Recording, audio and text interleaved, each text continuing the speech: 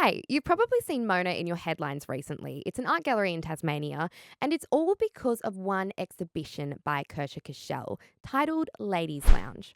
Now, it only allowed women to enter, and that's been reversed by a Tasmanian tribunal after a man named Jason complained that he was being discriminated against because of his gender.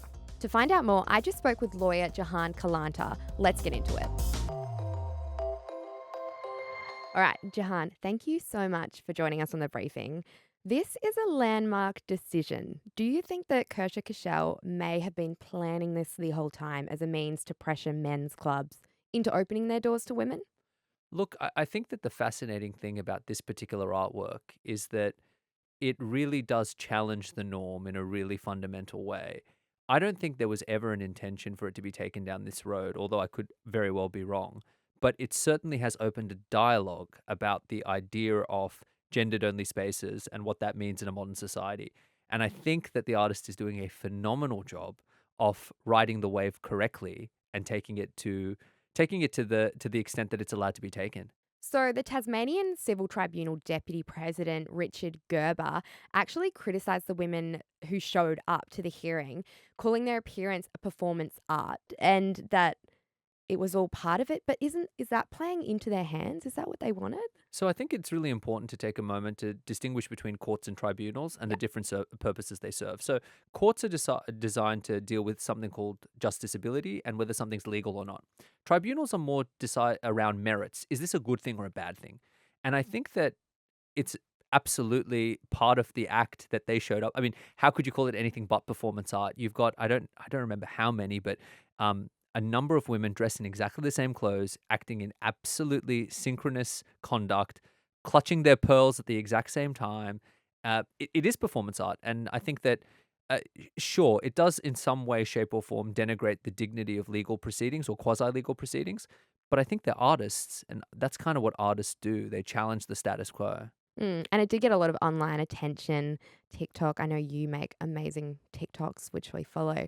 You made one yesterday. What was the reaction that that kind of had on TikTok? Look, it's been viewed hundreds of thousands of times and liked a lot of times because my opinion is that this was an opportunity to have a discussion about a really something that's pervasive in society that we don't really talk about. And I think that for many people, they're like, well, okay, if you're going to say that this women's only space is fair game, what about the reverse? What about men's only spaces that have an inherent element of gender discrimination in them? What about those? So I want to jump to that because could this Mona ruling now open the door for women to access these men's only spaces like the Australia Club, for example? So the interesting thing about gendered only spaces is that they exist, and they're discriminatory in some capacity, but not necessarily illegally so. Good example is a woman's only gym, right? That's a space that is fundamentally discriminatory, but there's a purpose for which it is discriminatory.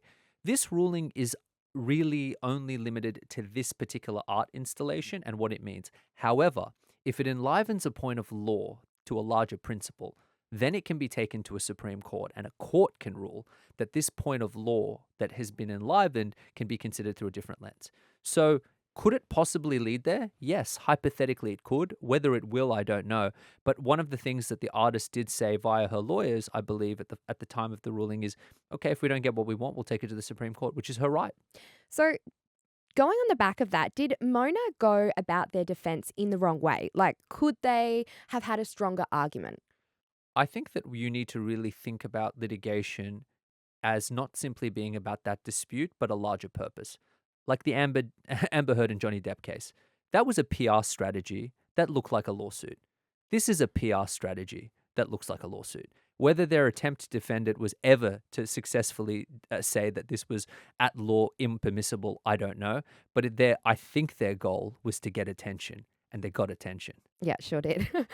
So on the attention that it did get, do you think then Kirsha Kaechele, do you think she was trying to lose the case or win it?